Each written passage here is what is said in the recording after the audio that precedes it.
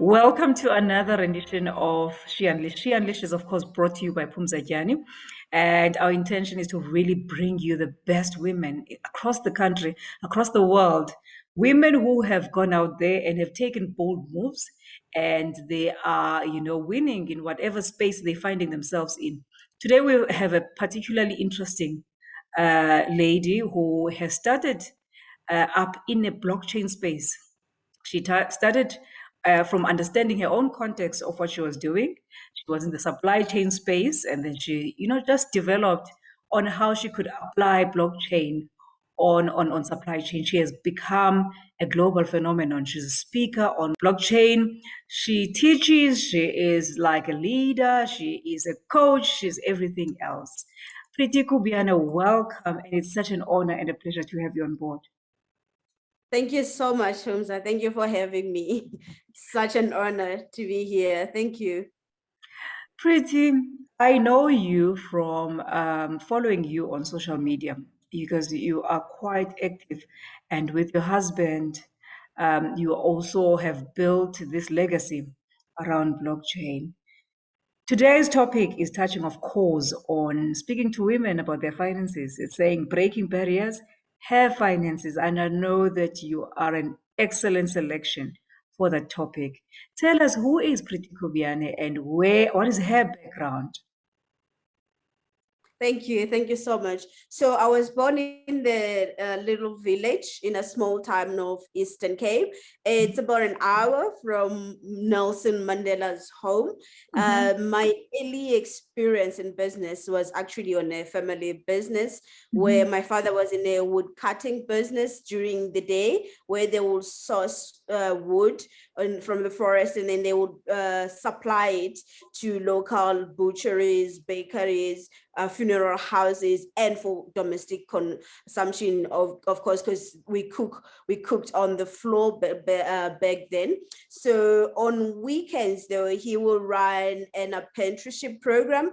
It was very informal because it's a village. So what happens is you have these young boys that they are not academically assured. So the educational system back then didn't really accommodate them. They were like just left out there and demotivated, and they'll just be sitting at home doing nothing. So he will gather them together and train and give them an employable skill. When they get to that age, get them a driving license. But by the time all of them turn 18, they'll have a driver's license. They can fix anything electronic, including cars, and then they use that to sustain their families. So it was that business with philanthropy at the same time, the only way to actually do business. So after my studies, which I studied fashion and then I studied PR, I started working not in what I've studied. I worked in social corporate investments, where corporates that are in mining, manufacturing have a fund to develop the community where they are. So they would put me in charge of looking after the beneficiaries that have been funded by that organization to make sure they do. Some organization would get, like, say, 10 million funding, and then 8 million is for administration, and only 2 million goes into doing what they say they're going to do for the community. So we had to work into flipping that to make sure that the money does what it says it was going to do. And then from there, I worked in management consulting, specifically for entities that say they had 4 branches and now they want to franchise. So we'll help them with the entire process. Or they want to move into, they say they've been existing in KZN, now they want to open in Johannesburg. It's a total different market. So we'll help them from concept up to cutting the ribbon, everything in between, from legal, accounting, HR, hiring people, getting the store, finishing the store, everything, supplier contract, everything in between. And some of them will be coming outside the country, wanting to set up in South Africa and across Africa. So that's what I worked on. And one of those projects, that's what led us to the blockchain technology. Pretty, you have an amazing story, and I think I like it when you draw from your background and how your father has always been, this icon that you looked up to. You also have a very interesting story to tell about how you would follow him around and he would actually make sure that you do what the boys were doing, and he did not treat you differently to the boys. Definitely, definitely. So I became the first, talk about breaking boundaries. I became the first girl to wear pants at home, because in the village it was like, it was back then where we were backwards, like girls can't wear pants.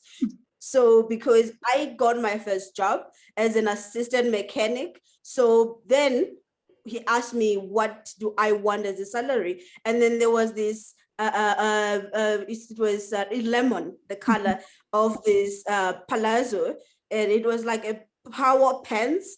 And I used to see them when I'm passing. I think they were like at Ackermans or something like that. And I'm like, I want that. And like, okay, but you know, you can't wear pants. I'm like, well, I work, I do what the boys do, I wear what the boys wear. So that was it. And everybody couldn't believe it, because nobody, I had like 7 sisters before it's me, and nobody has ever done that. And then I got to do that, to a point that a number of people in the village actually thought I was a boy.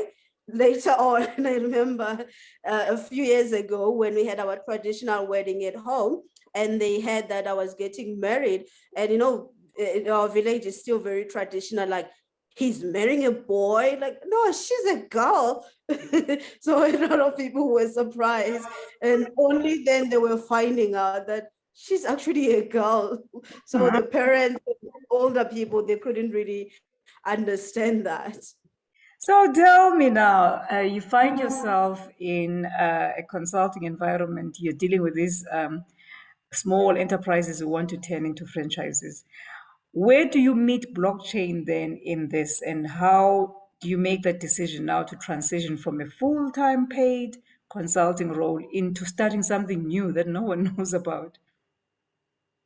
No, definitely. So it's always a good start in any business, where you don't start from an idea, you start from, you know what, there's a demand for something, there's a lot of problems, and you go out there seeking a solution. Because when you have to take the product you have built into the market, there's already a demand, you don't have to create the demand. So it was one of those cases where an ex-colleague of my husband, they used to work together at Deloitte, and she started this hair business, and it was doing quite well, even though she was still selling out of her handbag.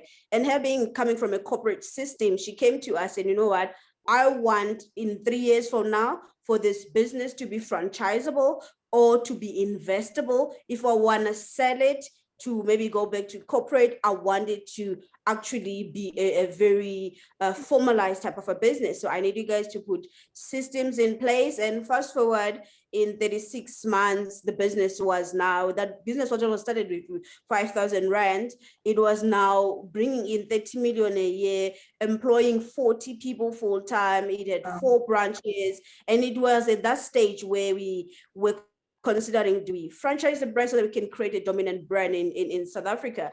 And at the same time, we got approached by a number of mainstream retailers saying, we want to stock hair, so we want your brand to come and open mini stores, you know, those department stores where you find a mini store for a makeup brand, perfume brand. So they wanted us to do that for the hair as well next to that. So that's when we realized that, you know what, now, when you have to supply a product that has got a certain quality standard at scale, there's going to be a lot of inconsistencies, and mainstream business can't do inconsistency. If you buy something in a mainstream, say, grocery store, you expect to find it tasting and looking exactly the same next time when you come back. And that was kind of like impossible, especially because 40% of the product was fake across the African continent.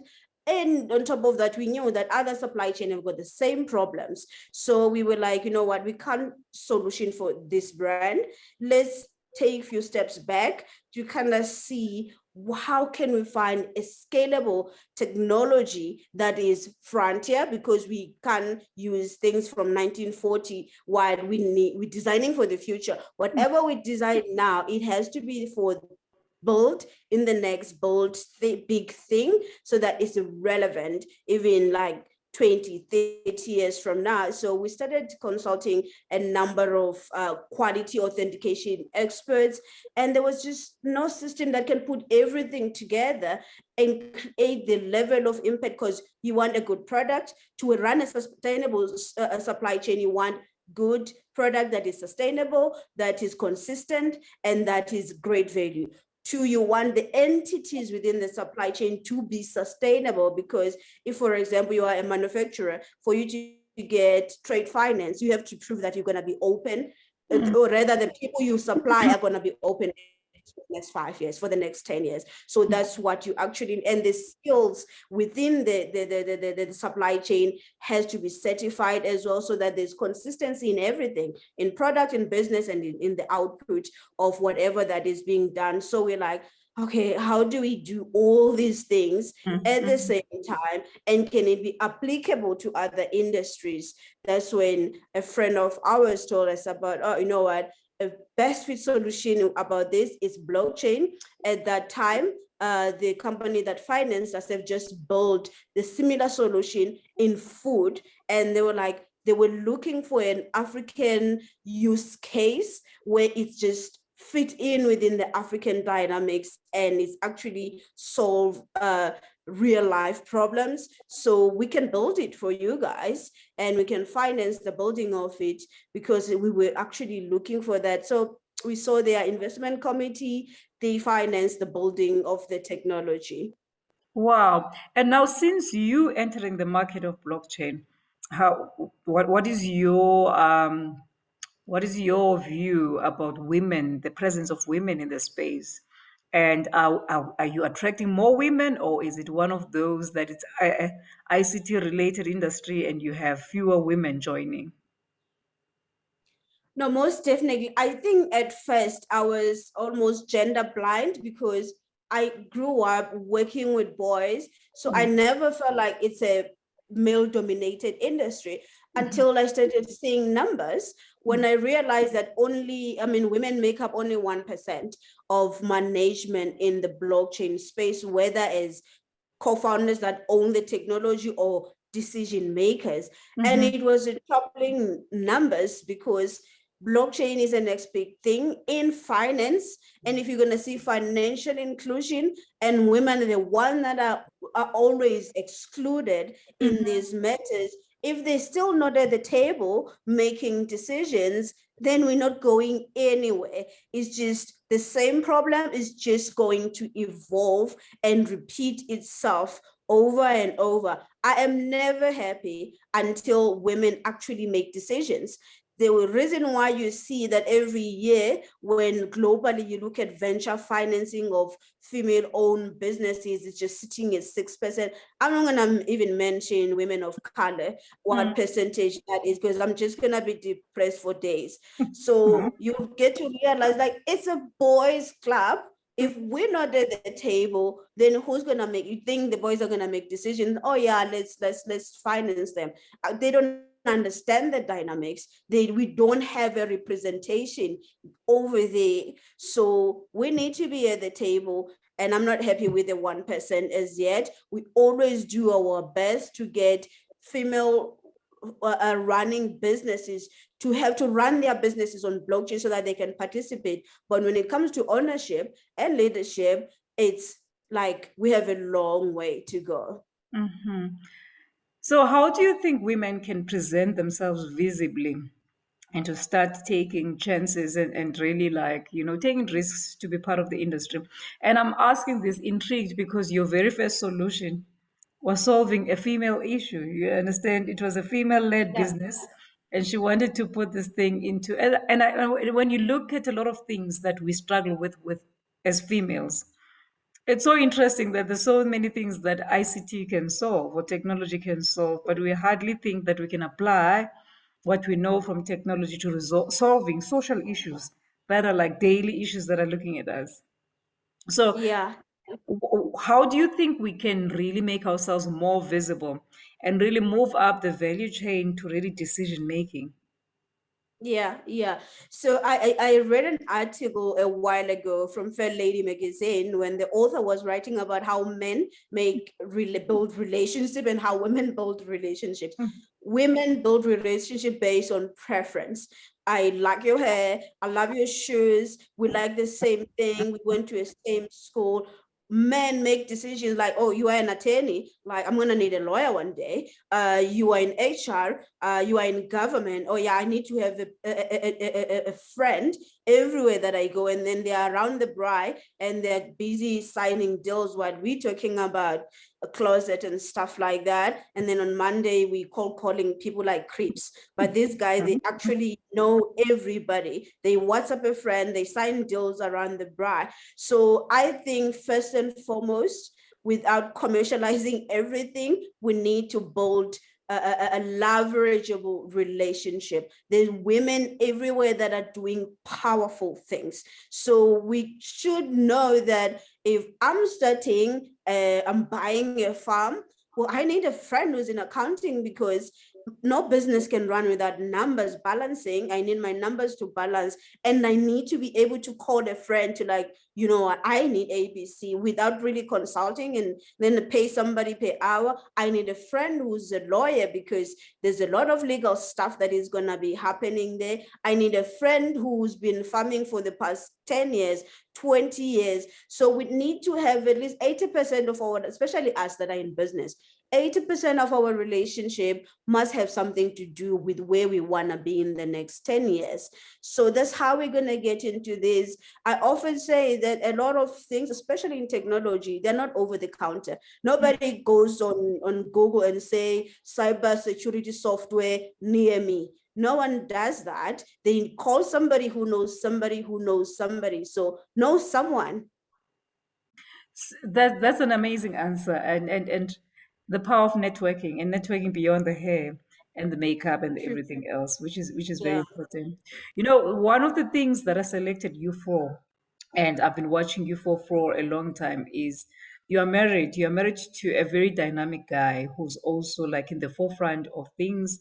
He is like also very active socially on social media. He's speaking on global platforms. Yet you found a space to be your own niche and your brand. And it's quite encouraging because the notion has always been that, you know, if the man is successful, yes, the woman will play her part, but sometimes she gets hidden within the marriage. What can you say to women about, you know, the partnership that you have? Because it's quite intriguing. It's like every day I will watch you guys. It's not like you get tired. He is pushing and you are not pushing.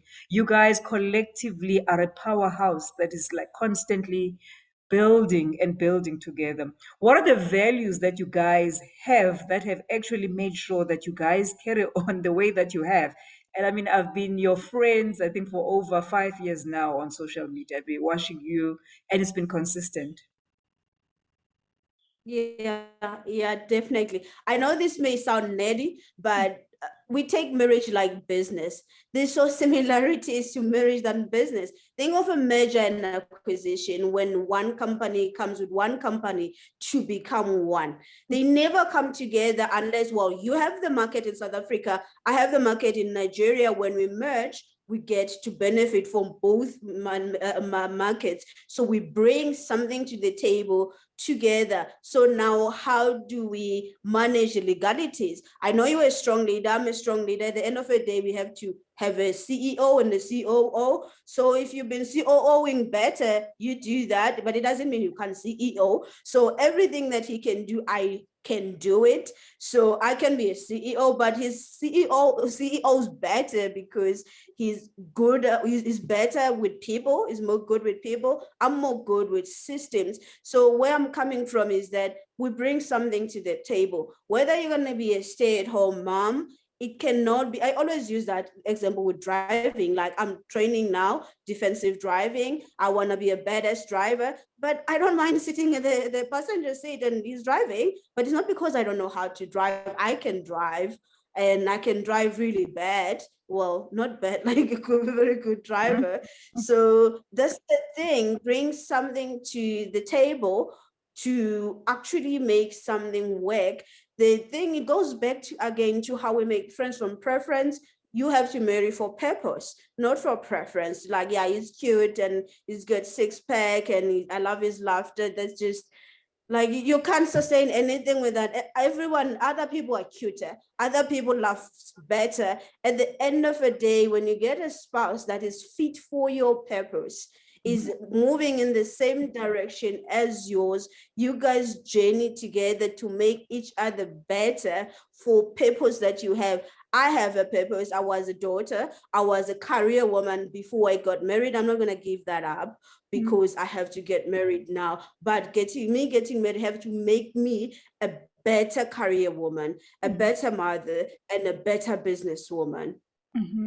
Now tell me, you're not visible only locally, but also in global stages. How did you get your name out there? Because I see you're quite a name and a renowned name now that is speaking and World Leader Summit in this, and you've broadened it to just beyond blockchain, but you're involved in many other platforms that are talking about leadership. And I see you're very intentional about putting that out there. How do you do it? So I think there's two things. One, every business has to be a PR company these days. I often say that every business, especially if it's in lifestyle and technology, you have to ensure that at least 50% of your initiatives leads to PR, because it's a peer-to-peer industry now. People don't just want to buy stuff, they want to know about you, and that thing did not come easy to me. I had to get a lot of training because I'm a kind of a person who's very comfortable with my many screens and doing stuff and never meeting anybody. But I realized that even if you are selling cat food, you still need to talk to the owners. At the end of the day, if you are going to do business, you need to be good with people, whether you think you are not or good or not. So that's one thing you have from the word go. Just know that I'm in a technology and PR business. That's it. Secondly, it was intentionality. You see, there's a balance that every business have to do, where you have your micro dynamics, the day-to-day running. Sometimes we be working inside the business and like you just everyday activities. But at the end of the day, the stuff that you're trying to do to solve problems, to create jobs, is what is happening globally for sustainable development goals, is what's happening for the Africa Continental Free Trade Agreement, is what's happening. Everybody is trying to solve the problem. So go find your tribe. And when you actually what you could position your company to say, you know what, you're solving the global problem. I might be doing it with like my 4 friends and a cat. It's okay, but you are part of a bigger system out there. So find the system, but focus on what you do on your daily life. So that's how we actually position ourselves. So tell me, Pretty, how is the blockchain space developing in South Africa? Because you almost feel like it's concentrated in maybe in one area, which is like the Western Cape region, and it's like thriving them. But when you go to other regions, there seems to be like a sort of a lackluster growth and adoption of blockchain. Now, I think what always amazes me is if you go up into Africa, it's amazing how the adoption has happened in Nigeria, in like the likes of Kenya and so on. Yet we seem to have been leading when it comes to certain aspects, like the Reserve Bank was leading at some point using some use cases. But the rest of the people and so, a society adopting blockchain is slower. What is your view on this?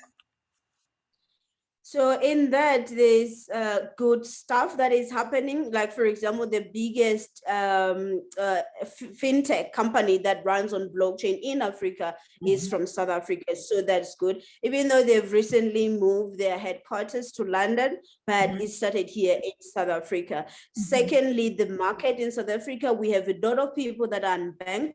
So for the blockchain within the financial services, the need is there, the demand is there, and consumers are driving demand today. It's easier for them to drive demand. So the demand is there. So they're not so easy, but that's why you see a lot of people in the Western Cape, the Staleys and everybody. It's because funding drives the pace of things, and that's where the funding is sitting. So that's one of the things that are concerning within the blockchain space, is that we are funded by an American company.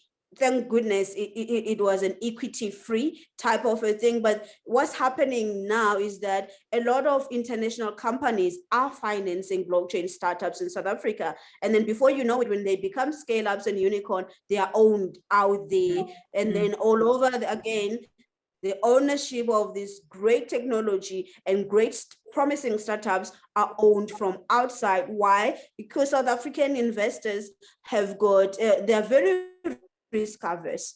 They don't support startups at all. They want you to cover certain, what do you call it, a certain, you have to grow a bit, have some certain traction, and then they will actually support you when you're like, okay, now you have, they'll fund you when you don't need money. That's what actually happens. So now I need to close that gap of early stage startup financing that is actually serious, not the ones that exist now, where they will say, okay, we'll fund you 300,000, but we only give you 50,000 money and 250,000 in service. That's not funding.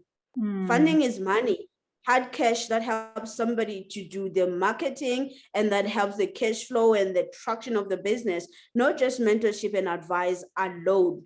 Those are needed, but you can't like, now I have a fund and then 70% of that is advice and only 30% is money. So that's what is really is a concern at the moment. But when it comes to the need of blockchain and the demand, it's there, and that's very good. Tell me, and now Pumza is a woman who wants to get into this space. Where do I go? Where do I start? I just hear about blockchain, and when I read about this blockchain, it's so complex technically because it talks about this distributed ledger, it talks about coding for solutions and everything else. How do I get myself involved and try to pick up on, what this blockchain really is about? Yeah, so there's always an academic side of blockchain where it's the education. A number of people that own educational related institution or work within the space, they don't really to be technically attuned. So that's the part you can get involved in those kind of things. Other people are even running chamber of commerce, even though they are not technically trained in blockchain. The second part is obviously technical, like your blockchain engineers, and we need more women to actually get into that stuff. When we were building our technology, we couldn't find any African woman to be in the technical team to build the technology that we are building for women. Even user experience with men, but this thing is going to be used by women. So we need technical engineers here and developers in the continent. So women need to actually look into that. And the other part is implementation. Implementation, that's when you use the technology for your business. Today is very easy. We have a program that we started, Coronet 48, where women can actually come. We're going to be turning it into an app early next year, where you can start your side hustle businesses. People everywhere are starting businesses that they run at home, and they're making loads of money because people are not coping, and there's not going to be any corporate that's going to come and take us all out of a financial mess that we are in at the moment, because companies themselves are trying to recover from that. So people are using their passion and the stuff that they do to involve the entire family. People are starting home restaurants, people are starting hair businesses, beauty businesses, fashion businesses at home, and just plugging into e-commerce platforms to be able to start selling. So that's one of the things that you can do when you start. But if you have a business that is actually running today, you can plug into a blockchain network and actually be a part of a community of other women and other businesses that are doing things, and be a part of a community that is looking to buy stuff. You get your credibility, you get to formalize your business. Wow, that's pretty interesting. It looks like there are interesting things that are coming up in the blockchain space for the future. Now, tell me, with Pretty doing all of what she's doing, she's a mom, she's a wife, and She's running all of these businesses and global speaking engagements. What do you do to actually, touch down and to relax, because you need all the energy to be running all these multiple roles? Definitely. I think mental wellness and burnout is a very real thing, especially now because we are super overwhelmed. The human soul was not built for so much. Mm. I believe one scientist spoke about we were actually built to know and communicate with just 100 and 150 people, but now some one person has got 1 million people following them, and that's not really the capacity that we humanly have. So Mm. one, we have to plan to replenish. I remember a friend of mine thought I was a very shallow person because I have my mom, I have it in my diary. She saw in my diary say, call mom, Mrs. Kubyane, call mom, Mrs. Sikhai. Like, you put in your diary to call your mom, you can't. I'm like, it's important. If I don't plan and put it in my diary, it's not gonna happen. I can't remember everything that I do. I put it in the diary. So in the same way, put it down, plan for it. What do I do to replenish? The second part of about it, prioritize it. When I came to this meeting, my phones are on silent. My phone is always on silent anyways, but today more seriously, other devices are not here. I blocked this time and nobody can budge in now and like, oh yeah, I missed you, I want to talk to you. Not even my family can disturb me during this time. So that's the thing about your replenishment, about your rest. Do that, prioritize it. And the last part, protect it. And you see, I remember, I think it's Crystal who I forgot her surname, but she's a daughter of Anthony, Pastor Anthony. He's actually Dr. Anthony Evans. Mm-hmm. So she wrote a book, and it's called She Is Still There, meaning the legal person in us is still there. So we have to protect. If a certain content you cannot allow a little girl to hear, why are you listening to that nonsense? If a creepy uncle is just behaving weird and saying some stuff, and he wouldn't be comfortable for this person to be around a little girl, why is he around? So we have to protect our space and make sure that we don't need to know about everything that is happening in war-torn countries unless we can do something about it. But we wake up every day, we consume this stuff, we depress ourselves, we feel useless and hopeless because there's nothing you can do. So why are you keep feeding on that stuff? So control your content, control what comes in, control the energy. I often say sometimes you don't need to plan your time, you plan your energy. You brought up the time about time vampires and just energy vampires. Try and just minimize that as much as you can to to not be in your space, because we need you healthy. A lot of leaders are throwing shoes and flipping and just behaving weird because people are exhausted. People Mm. are just drained, and they're not just being mean, they're not trying to be mean, but they are not coping. Mm.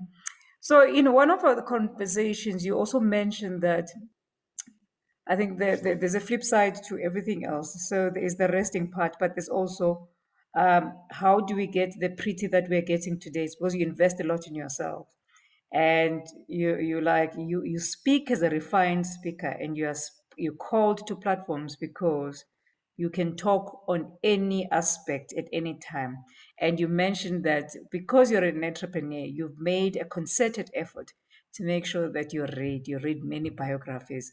Tell me about this and how it has actually helped you in, being able to build the empire that you're building, and to be also able to, understand different contexts, because I think you spoke about the Ackermans and reading their biographies and how you bring them into your everyday life and what you're building.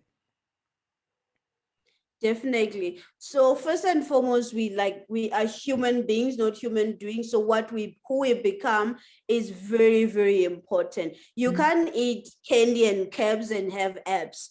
So in the mind as well, if you feed it junk, you're gonna look like junk as well. So there's that a need to actually be personally informed and actually understand. So those are the things. So sometimes when we look at companies and when we look at people, we want to admire what they are doing, not who they are being. But biography is that hack. It just gives you an insider perspective to who leaders are, because sometimes what we think make them successful is actually not what it is that we think. So that's one, getting to learn actually how the leaders became who they are in their biographies. It's like you catch their heartbeat, you catch what's important to them, their values, their routine, the stuff they say no to. Because I thought leadership was like, wow, it's freedom. I mean, like, if I'm a leader, I can start whenever I want, I can go whenever I want, I can go wherever I want,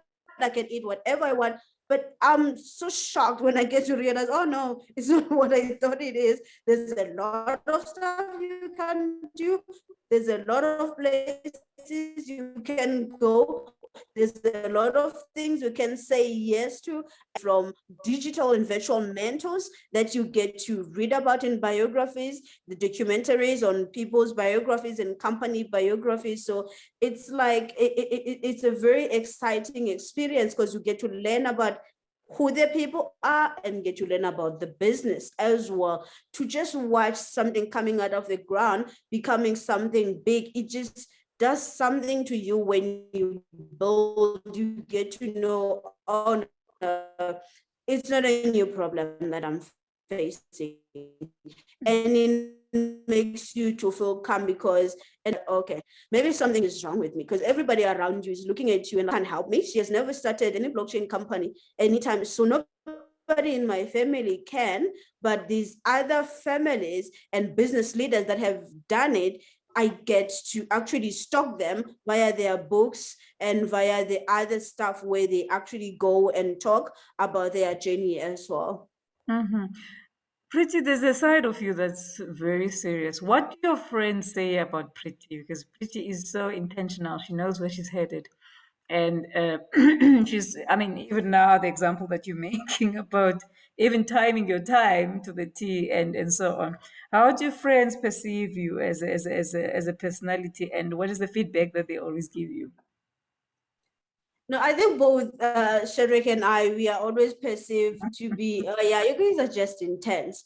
But like, seriously, though, I don't like stupid conversation. I just don't enjoy it. I think there's fun in edutainment. I think there's fun in meaningful conversation.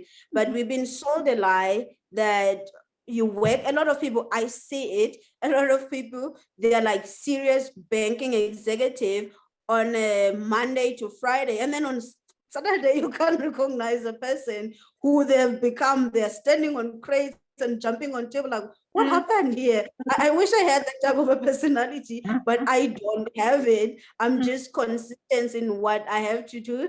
Even the fun that we do is scheduled, and a lot of people, they find it nerdy and they may think it's boring, but it's actually not, because when we have fun, we actually do have fun within the parameters of what we do. We can't be jumping on things and then be taken serious, especially as girls. If you go now wear white things and twerk on Friday, on Saturday, and then we want to be taken serious on Monday, it's cognitive dissonance of to your own brain and to other people as well. So I don't know. I don't take myself as serious, but I come across as serious.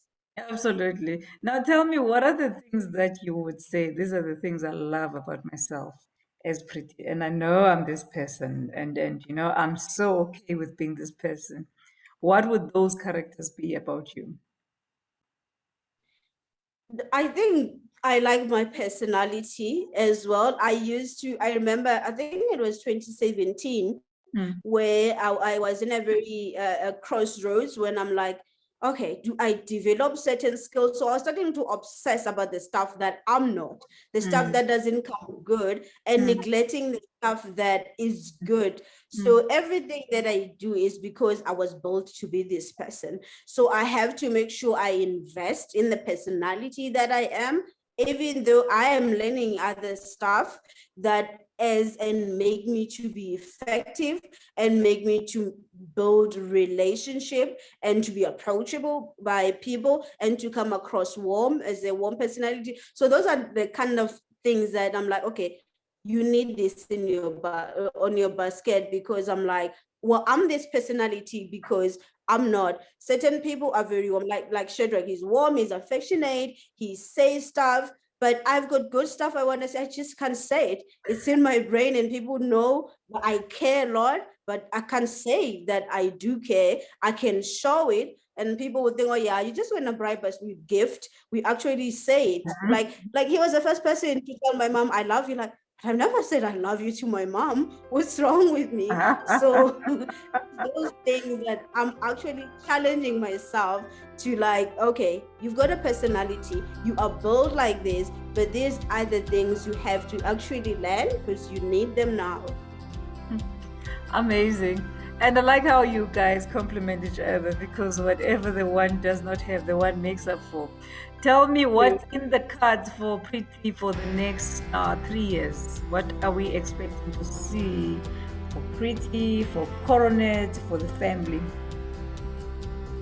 Most definitely. So I think the number one personal goal for my personal brand is to establish myself as a very strong voice within blockchain, within supply chain and emerging markets, especially markets and the supply chain that with a lot of stuff that women actually consume, that movement, that driving a movement towards us being prosumers. I'm so excited because I'm seeing even a number of celebrities that are starting their own hair brands and her own brand hair lines. They're starting clothing lines. I'm like, this is exciting. We consume this stuff, we market this stuff. It's time we own a piece of the supply chain as yet. So I'm quite an activist in women being prosumers, using technology to achieve that. So I want to establish myself as a very strong brand when it comes to that. On the Coronet side, we've got the BFF plan for the up to 2025. We want to focus on beauty, fashion and food to use our technology to ensure that those supply chains, they work in blockchain and in a way that provide value for all the players that are within the supply chains. Oh, that's amazing. And I love the fact, because we always talk about gender parity, about, you know, this is the actual action, that gets us there. Because once you get women economically emancipated, you're almost there. Pretty, this was an amazing and refreshing conversation, because we always find we're looking for solutions, and we're always looking, where are the answers? Where do we find a space where we can convene women and empower them? And you are doing it. And that's why I always look up to you, because it's more the doers, than just the advocates. Yes, there's time for advocacy, but there's also time now to do and to start putting actions at a scale that will create an impact. So thank you very much for making the time. And thank you very much for a wonderful, wonderful interview where you're just letting your heart out and talking to us. Thanks for joining She Unleashed. Thank you so much. Thank you for having me.